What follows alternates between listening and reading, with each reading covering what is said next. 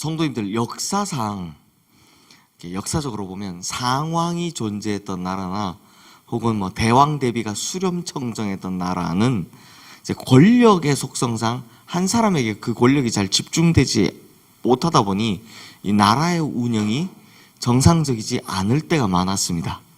그러니까 보통 어디나 그렇지만 세력이 둘로 나뉘면 서로 물고 뜯고 막 죽이는 일이 벌어졌죠. 이 교회도 비슷합니다. 우리 아주 S교회, 제가 이거 말하면 또 고소당할까봐, S교회, 유명한 교회. 원로 목사님이 되셔서 계속 교회 출입하면서 교회 운영에 관여하게 되니까 이제 새로 오신 목사님하고 갈등이 빚어지게 되죠. 그래서 그 결과로 이제 교회가 결국 갈라지게 되는 일, 막 지금 여전히 해결이 안 돼서 고소하고 고발하는 일을 보게 됩니다. 이런 건 성도님들, 사람의 문제가 아니라 권력의 속성 자체가 그렇기 때문에 인간사에서 어쩔 수 없이 일어나는 일이죠. 이런 속성을 잘 아시는 하나님께서 이제 엘리야에서 엘리사로 바톤 터치하는 장면에서 엘리야를 데려가시겠다라고 결정하시는 겁니다. 그래서 오늘 보면 1절 말씀에 보면 여호와께서 회오리 바람으로 엘리야를 하늘로 올리고자 하셨다라고 하는 겁니다. 자, 엘리야가 북이스라엘의 위대한 선지자였지만, 사실 선지자들 중에서도 정말 손에 꼽힐 만큼 위대한 선지자였지만 영원할 수 없는 것이 인간의 한계죠. 그래서 이제 그 사역을 그만 넘겨줘야 할 때가 온 겁니다. 그래서 하나님께서는 이 엘리야를요 최대한 배려하시는 겁니다. 어떻게 하시느냐? 이 에녹 이후에 처음이죠. 슬픔의 그 죽음의 문턱을 넘어가는 것이 아니라 회오리 바람으로 죽음을 맛보지 않고 그냥 하늘로 데려가시겠다라고 한 겁니다. 그런데 이게 어떻게 소문이 났는지, 참 권력이라는 것이 그렇습니다. 오늘 보면 3절 말씀에 보면 베델에 있는 선지자의 제자들이, 또 5절 말씀에 보면 여리고에 있는 선지자의 제자들이, 이렇게 다 시작되죠. 전부 다 엘리사를 찾아옵니다. 찾아와서 여호와께서 오늘 당신의 선생을 당신의 머리 위로 데려가실 줄을 아시나이까? 똑같이 묻습니다. 그러니 당시 선지자들 사이에서 무슨 소문이 도냐? 하나님께서 엘리야를 죽음을 맛보지 않고 하늘로 데려가실 거다라는 소문 하나와, 그리고 그 다음 후계자가 엘리사가 될 것이다 라는 이 소문이 도는 겁니다. 그러니까 핫이슈였던 겁니다. 그냥 하나님만 바라봐야 할 선지자 후보생들이 이런 짓을 하고 있더라는 겁니다. 하지만 정작 엘리야와 엘리사는 그저 묵묵하게 하나님의 명령에 따를 뿐이었습니다. 그래서 길갈과 베델과 여리고를 지나서 이제 겉옷을 탁 내려침으로 요단강을 건넌 후에 이제 하나님께서 엘리야를 데려가실 곳에 도착하게 됩니다. 그런데 그때 엘리야가 엘리사에게 이렇게 묻습니다. 우리 오늘 보면 9절 말씀 함께 읽을까요? 건너매 엘리야가 엘리사에게 이르되 나를 내게서 데려감을 당하기 전에 내가 내게 어떻게 할지를 구하라. 엘리사가 이르되 당신의 성령이 하시는 역사가 갑절이나 내게 있게 하소서 하는지라. 자, 이제 엘리야가 엘리사에게 내가 너하고 이별하기 전에 너 나한테 뭐 하나는 구해야 되지 않겠냐? 라고 물어본 겁니다. 일종의 마지막 소원 같은 걸 물어본 겁니다. 근데 이 엘리사가 뭐라고 대답합니까? 성령의 역사가 갑절로 있기를 구한 겁니다. 이거 보면 엘리사 다르구나. 역시 후계자가 될 만하구나 싶습니다. 당신의 후계자가 되게 하소서. 전혀 권력적인 이 지금 나머지 선지자 후보생들이 가지고 있는 그 관심사, 여기는 전혀 관심이 없습니다. 오직 뭘 구합니까? 성령의 역사를 구하고 있더라라는 겁니다. 그런데요, 돌아와 보니까 어떻습니까? 엘리사가 엘리야하고 똑같이 하죠.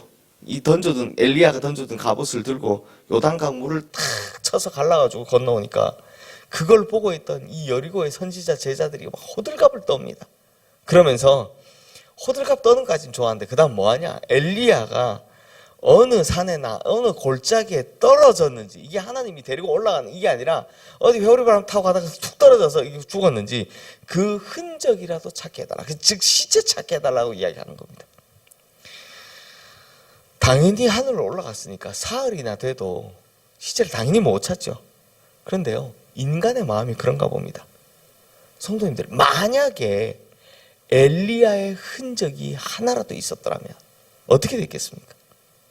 어떻게 됐겠습니까? 난리가 났을 겁니다. 왜요? 우리가 모세의 지팡이를 통해서 알 수 있잖아요. 모세의 지팡이가 놔뒀더니 어떻게 됩니까? 나중에 노뱀 막대기 놔뒀더니 어떻게 됩니까? 그게 우상의 도구가 돼가지고 온 이스라엘을 올가매는 올무가 되는 걸 우리 좀 있으면 우리 열왕기에서 볼 수 있습니다. 그 오래전에 놔뒀던 모세의 지팡이가 그걸 보고 이게 우상의 올무가 되는 겁니다. 그래서 성도님들, 성경에 보시면 모세도요, 엘리야도요, 예수님도요, 이 변화산 세 사람이죠. 뭐가 없다? 무덤이 없다는 걸 볼 수 있습니다. 예수님만 빈 무덤, 모세 무덤이 없습니다. 엘리야 무덤이 없습니다. 그래서 우리 그 종교개혁자 칼빈도요, 자기가 죽을 때 뭐라고 부탁을 하냐면, 유언이 뭐라고 부탁하냐면, 자기 무덤 만들지 마라 였습니다. 자기 무덤 만들어 놓으면 이거 우상화되니까 자기 무덤 만들지 말라라고 부탁합니다. 근데 꼭 사람들이 그 말 듣습니까? 안 듣습니까?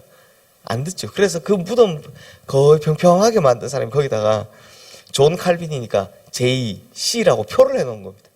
그래서 그걸 다 알게 되는 거죠. 성도님들, 어쨌거나 이렇게 되어서 이제 엘리야의 시대가 끝나고 엘리사의 시대가 열리는 것을 보게 됩니다. 그렇다면 오늘 이 본문 말씀이 우리가 뭘 알려주는 걸까요? 참 많은 이야기들이 있지만 그 중에서 오늘 제가 하고 싶은 말은 하나님께서 우리에게 바라시는 겁니다. 그게 뭐냐?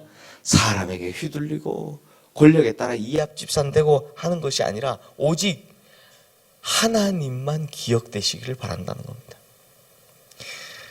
엘리야도 모세도 예수님도 다 무덤이 없는 이유가 뭡니까? 예수님이야 이게 부활의 상징이니까 빈 무덤이 있다 치지만 모세나 엘리야가 무덤이 없는 이유는 오직 하나님만 기억되게 하시기 위해서입니다. 그걸 하나님도 바라신 거죠. 이건 교회도 마찬가지입니다. 교회는 하나님께서 세우신 사람들에 의해서 운영되어 나가지만 결국 사람이 기억되는 곳이 되면 안 됩니다. 누가 기억되어야 됩니까? 언제나 하나님만이 기억되어야 하는 겁니다. 목사가 떠오르는 교회가 되면 안 됩니다. 하나님이 떠오르는 교회가 되어야 하는 겁니다. 성도님들, 사람의 흔적을 남기지 않는 것, 이걸 하나님께서 원하십니다. 이게 제일 원하시는 겁니다. 열심히 일하고 잘 섬기다가 떠날 때는 그 흔적을 남기지 않는 걸 하나님이 원하십니다. 그리고 하나님만 남기길 원하시는 거죠.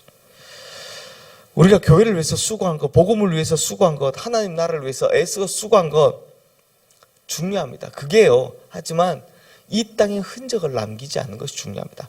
그렇지만 성도님들, 이 땅에 흔적은 남기지 않겠지만 어디에는 하나님의 생명책에는 기록되게 된다는 겁니다. 뭐가 더 중요합니까? 이 땅에 이름 잔뜩 남기고 지옥 가는 게 중요합니까? 아니면 하나님의 생명책에 기록되는 것이 중요합니까? 당연히 하나님의 생명책에 기록되는 게 중요한 거죠. 그리고 하나님께서는 저 주님의 나라에서 다 갚아주실 겁니다. 하나도 빠뜨림 없이 다 갚아주실 겁니다. 아니 배로 몇 배로 갚아주실 겁니다. 그러므로 우리 성도님들, 우리 모두 사람에게 흔적 남기는 걸 목표로 삼지 마시고요, 하나님께 기억되는 것만으로도 충분하다라는 마음을 가지고 보이지 않는 곳에서 여전히 섬겨가는 우리 성도님들 되시기를 주님의 이름으로 축원합니다. 그러면 하나님께서 하나님의 나라에서 다 갚아주실 줄로 믿습니다.